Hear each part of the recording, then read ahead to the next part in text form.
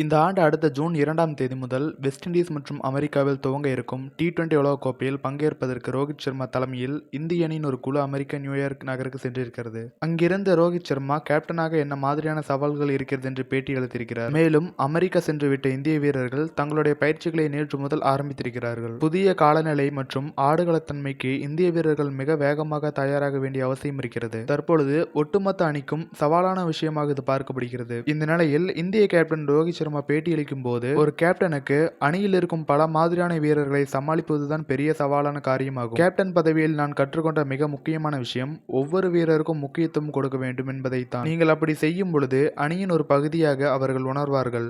மேலும் உங்களிடம் ஒரு வீரர் எந்த பிரச்சனையாக வந்தாலும் உங்களிடம் அதற்கு தீர்வு இருக்க வேண்டும். நான் ஒரு கேப்டனாகவும் அதே சமயத்தில் ஒரு வீரராகவும் எல்லாவற்றுக்கும் தயாராக இருக்க வேண்டும். என்னை பொறுத்தவரையில் மைதானம் மற்றும் எதிரணிகள் பற்றி நீங்கள் தெரிந்து வைத்திருக்க வேண்டும். ஒரு கேப்டனாக இதை நானே செய்கிறேன். இதற்காக நான் நீண்ட நேரம் செலவிடுகிறேன். இது போன்ற வேலை வீரர்களுக்கு கிடையாது. இது எனக்கு மட்டுமான வேலை. மேலும் டி20 கிரிக்கெட்டில் வீரர்கள் வித்தியாசமான அணுகுமுறைகளை செய்வதால் இந்த வடிவம் மிக சவாலான ஒன்றாக மாறியிருக்கிறது. எனவே இதற்கும் நீங்கள் தயாராக இருக்க வேண்டும். இதற்கு நான் தகுந்த முறையில் தயாராகி வீரர்களுக்கு சரியான தகவல்களை சேர்க்க வேண்டும் என்று கூறியிருக்கிறார். மேலும் இதுபோன்ற விளையாட்டு செய்திகளை தொடர்ந்து பெற நமது சேனலை சப்ஸ்கிரைப் செய்யவும்.